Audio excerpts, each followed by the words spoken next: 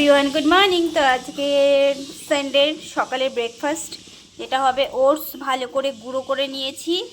আর এখানে আছে tomato, capsicum, আর হচ্ছে গাজর, ধনেপাতা, পেঁয়াজ কুচি, লঙ্কা কুচি। তো সঙ্গে থাকো, দেখতে থাকো। এটা হচ্ছে একদম নতুনত্ব একটি রেসিপি। এখন স্বাদ অনুযায়ী দিয়ে দিবে মা নুন। এখন মা দিয়ে দিবে 3টে ডিম ফেটিয়ে এর মধ্যে। এখন ভালো করে ফেটিয়ে নিবে, সব ভেজিটেবলসগুলোও দিয়ে দিবে।